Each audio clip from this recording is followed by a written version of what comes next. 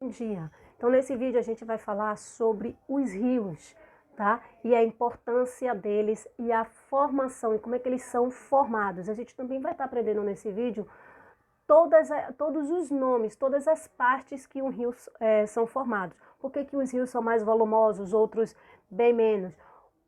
Por que que os rios apresentam em locais grandes velocidades, grandes correntezas, cachoeiras?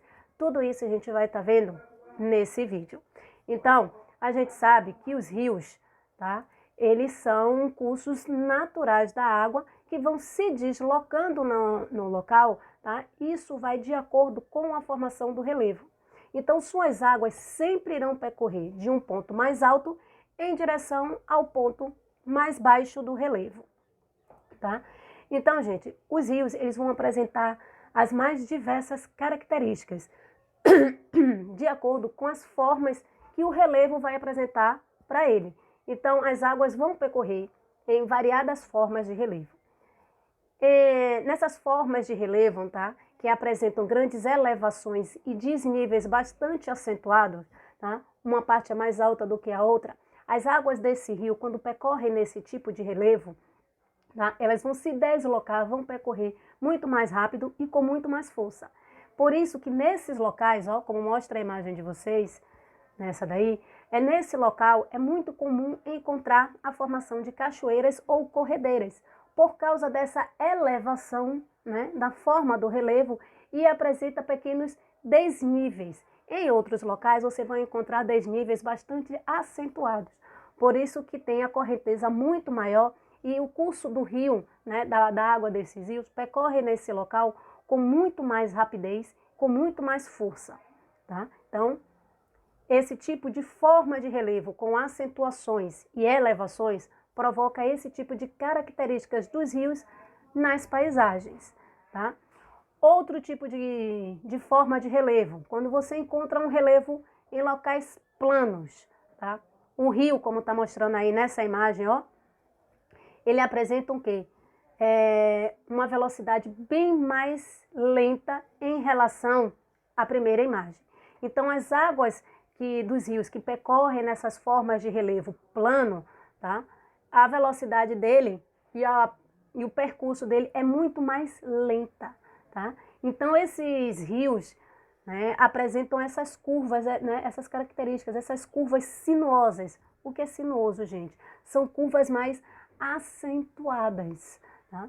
Então, o percurso do rio, a água desses rios vão fazer esse tipo de formação no relevo plano, tá? Então, a velocidade vai ser muito mais lenta, tá? Não vai apresentar desníveis tão acentuados para provocar o quê? Correntezas.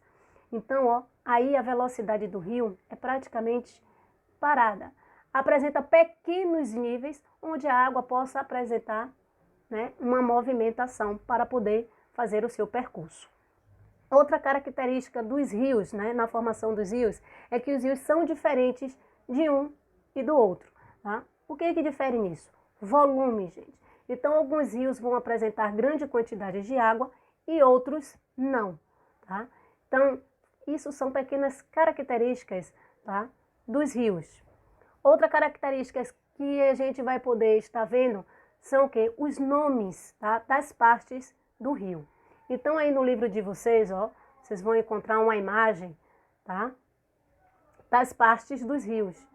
Primeiro deles, nascente. Lá no topo, tá vendo? Lembra que eu disse que o percurso do rio só ocorre da parte mais alta até a parte baixa? Então, ó, a nascente do rio tá lá em cima, tá? É o lugar onde o rio começa a se formar. É chamado de nascente ou cabeceira, tá? Então, essa é a parte principal onde o rio nasce, onde ele começa a brotar, tá? Então, as águas das chuvas molham o solo, essa água infiltra no solo e forma o que a gente chama de lençol freático, tá? No momento em que esse lençol freático ele vai aumentando, né, a força, a pressão da água que fica ali, ó, debaixo do solo é muito grande, então a água começa a perfurar e a provocar pequenas, vamos dizer assim, erupções de água no solo. E aí causa o quê? Essa nascente, tá? Então a nascente é o lugar onde o rio começa a se formar. ele começa a nascer ali, tá? Então é chamado de nascente ou cabeceira, tá?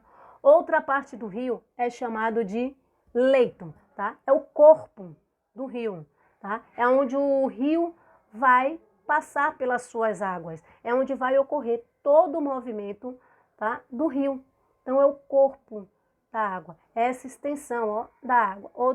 Outra imagem lá, ó, tá vendo? É todo esse percurso que o rio faz no relevo.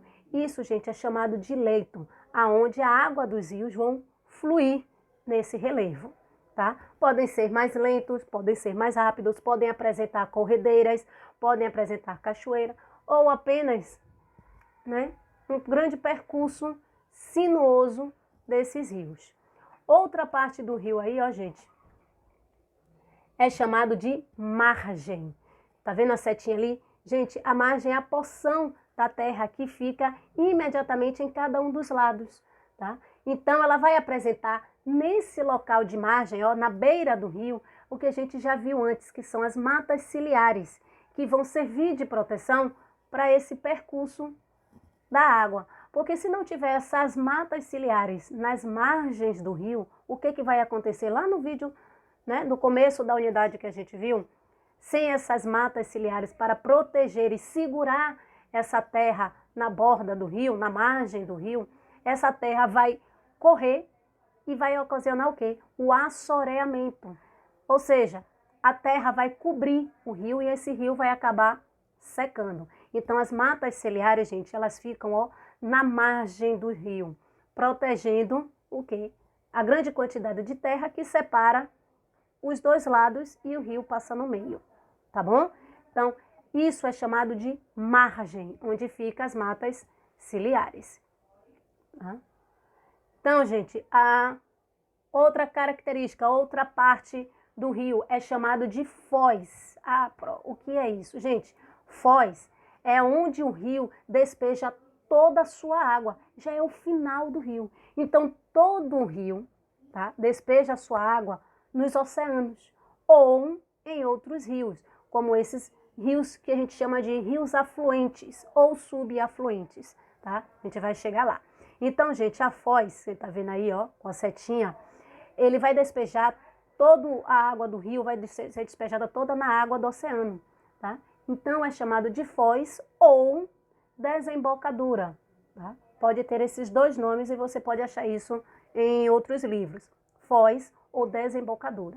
É quando o rio despeja toda a sua água nos oceanos. Já é a parte final do rio, onde o rio se encontra com a água do mar, tá?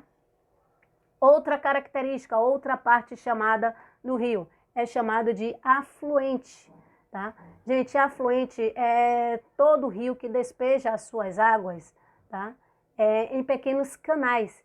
E são esses afluentes que vão irrigando muitas vezes algumas fazendas, algumas roças, até mesmo a cidade. Então, tem cidade aí do interior que é feita, ó, nas margens ou nas proximidades de um afluente de um rio principal.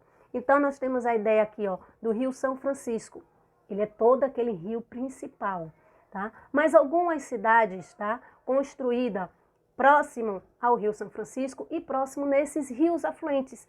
São pequenas corredeiras, pequenos feixes de rios, né, que vão despejando as suas águas, tá, sendo recebidas dos rios principais. Tá? Então, o Rio São Francisco também tem esses afluentes, esses pequenos rios que são desviados, tá?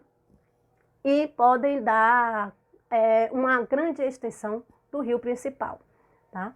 Então, nesse vídeo, a gente fala sobre a formação dos rios, a importância dos rios. Por que os rios são importantes, gente?